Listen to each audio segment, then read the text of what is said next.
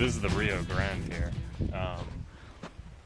Obviously it's kind of small and not very rage-filled. Yeah, I don't know why I expected like Whitewater Rapids, but... Well, the guy did say it hasn't really rained since November here. That's true. That side is Mexico. You could illegally walk over. Yeah, let's cross the border. Yeah. Take that, Mexico. We're gonna cross on in. You can't stop us. It's pretty nice though. It's refreshingly kind of warm.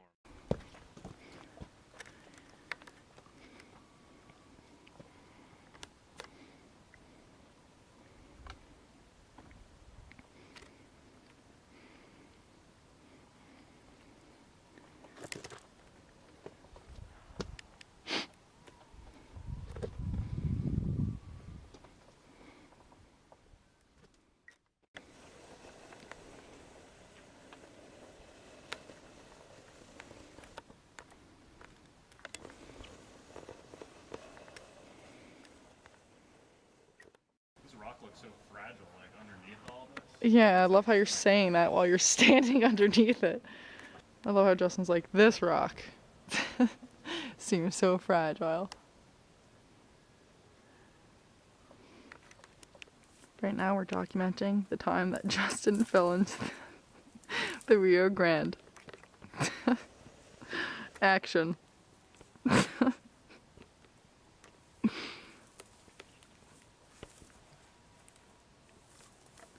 All right, success. Thanks for your help. We are about to ascend to the highest point in Big Bend. This is sort of the center where everyone bases themselves. This is the lodge here. It's kind of too expensive for us. We've been camping, but it's a really good spot. There's like peaks all around. We're doing Emery Peak, it's called, and we're not sure, but that might be it over there. See how it goes. The trailheads are down this way. That's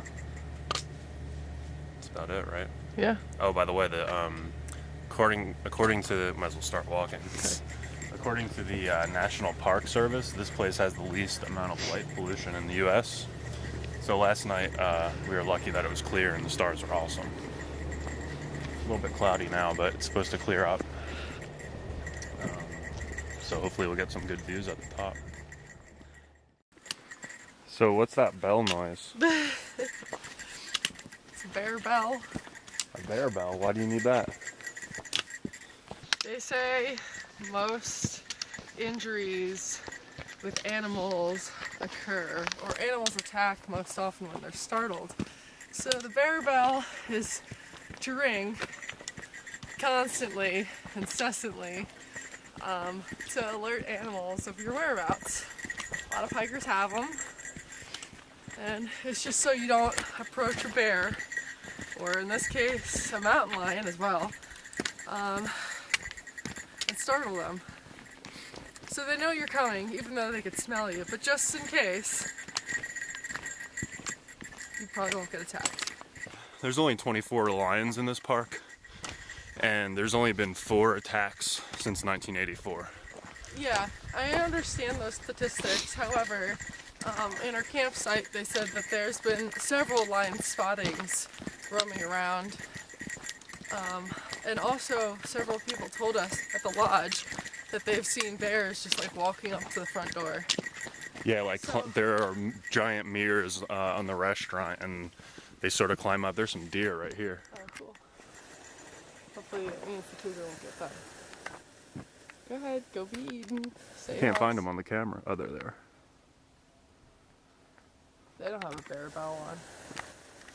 Maybe I wonder if this bell is just like alerting the mountain lions as to where we are. They're like, oh, we could eat them if we wanted to. Oh. We're really out of shape, so we're not sure how we're gonna do on this. We did a 3.5 mile hike yesterday, and we did pretty well. It was supposed to take 3 hours, and we did it in 2. But this is a big difference. We also did another hike yesterday as well.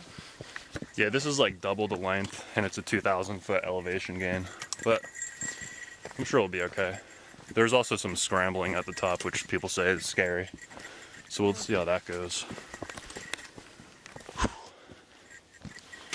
This is a cool view this way. We saw the sunset yesterday. And like these cliffs here in the foreground, or not cliffs, but rock faces, they were sort of darkened out, and this back area was lit up with the sunset, and it was really nice looking. We just reached our first landmark here.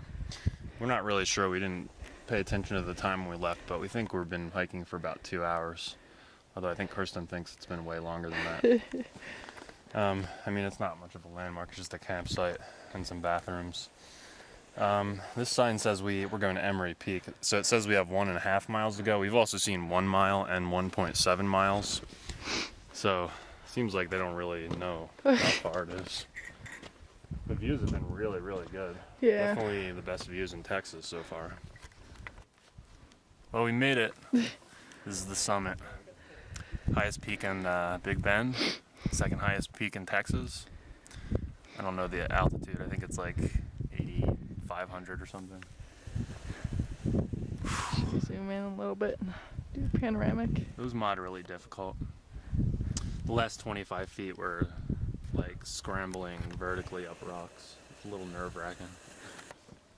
That's where we started from. Our car is like, whoop, that's not gonna work. That's my enlarged finger, but our car is right somewhere in there. Here, let's try to zoom in on it. Yeah, it's like Oh, that's the shop. that's the car. Yeah, that's our car. And then go like, Hold on. I think it's There it that is, one. next to the white Jeep. Yeah, yeah, that's it. Now zoom out from the car. Oh, it's hard for me to.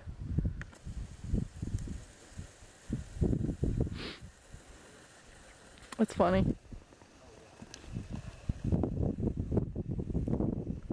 5 miles away. Seems a lot further.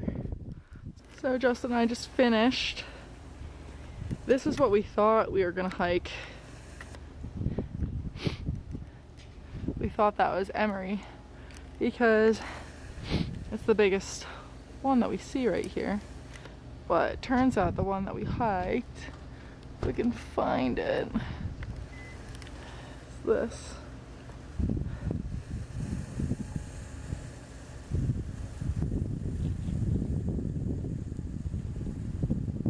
There. Oh, you can see people up there too. It looks a lot smaller than the one that we originally thought, but it's not.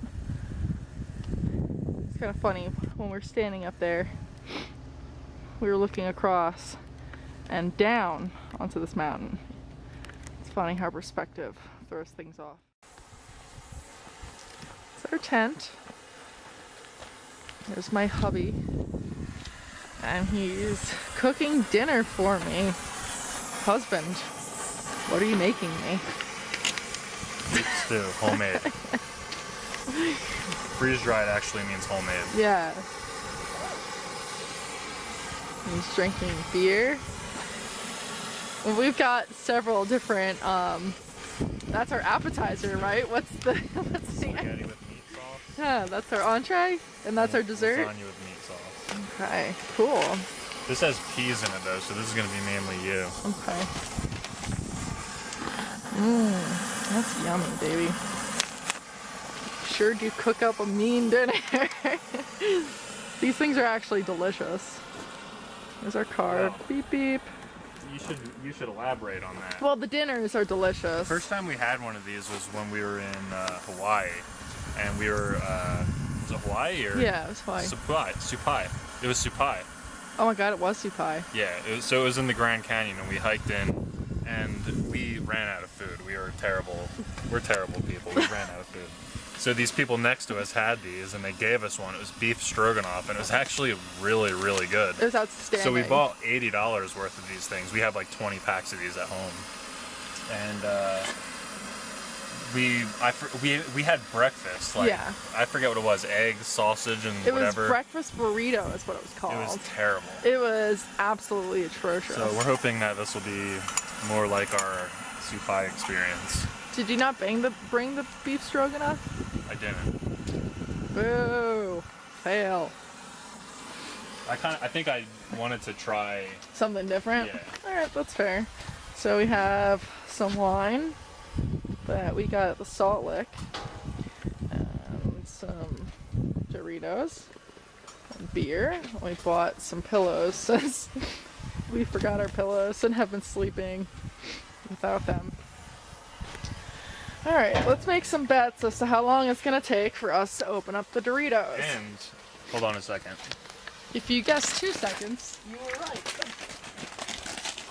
You can see this peak up here is where we hiked earlier today.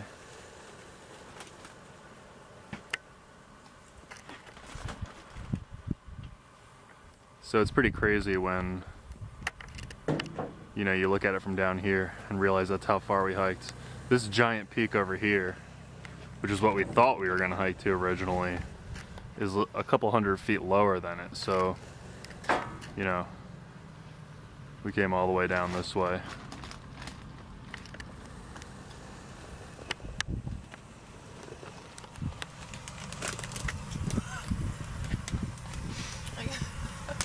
Someone's ruining their appetite.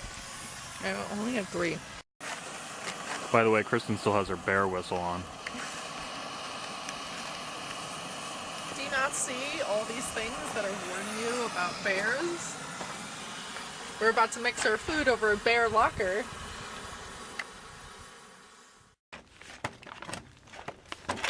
How's it looking, Chef? Too many peas for my liking. But it kind of looks like stew. Yeah.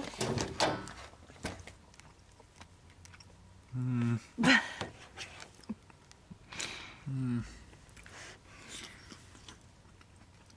mean, it's refreshing, it's warm.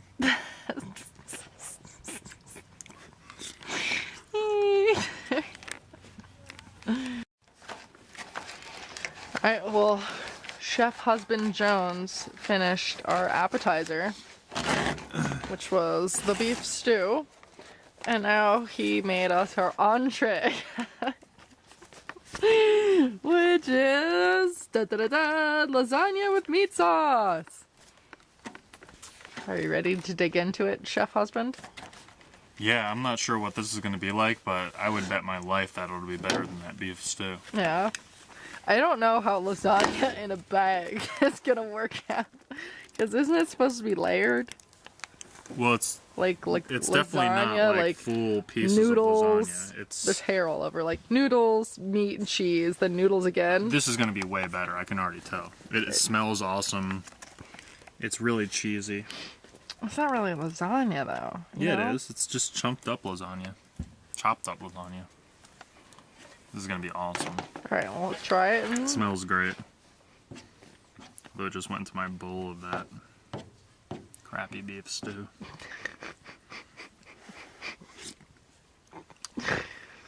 It does smell really good. Well, Chef Husband, how is it? It's much better.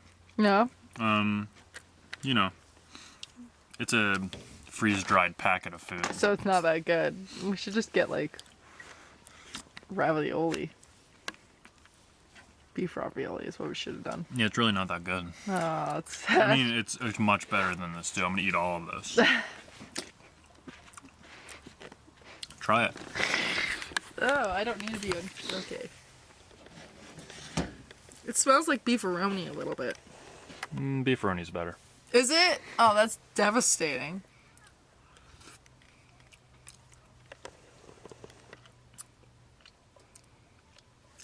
It like tastes like watered down pasta.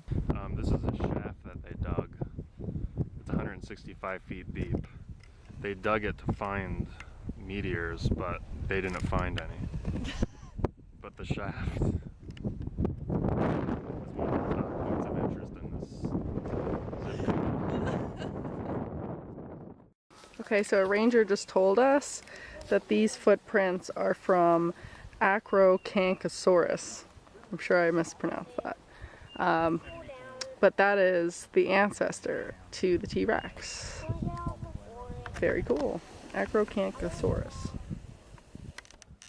So we're in Irving, Texas now. We're with our friend Paulette, and she has an interesting story about her hometown. Clyde Barlow of Bonnie and Clyde's mother used to live just that side over in Irving. The old highway ran across here, and this is the old bridge across the little creek. To evade police, Clyde would zip down the embankment. He'd get going fast enough, get past the police. He'd zip down the embankment and he would hide in these little underpasses till the police had zipped by. Then they would pull back out and go the other way. The police used to be watching his mother's house all the time, trying to catch him.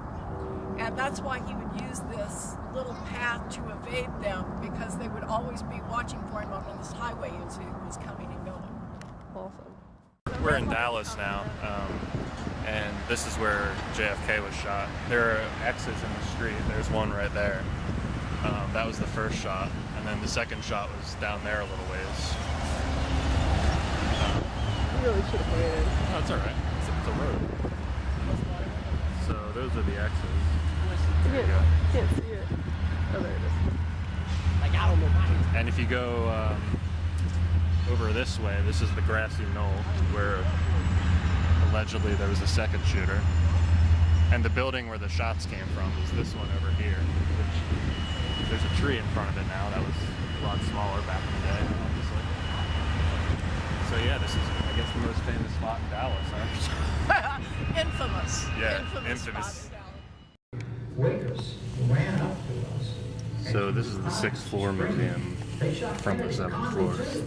You can't take photos on the 6th floor. We were just discussing, like, I don't understand why what the reasoning is that you can. I'm sure you can look at pictures online, so it's not like they don't exist. But anyway, this is the view 1 story above where the shots were fired. The 2 X's are down there.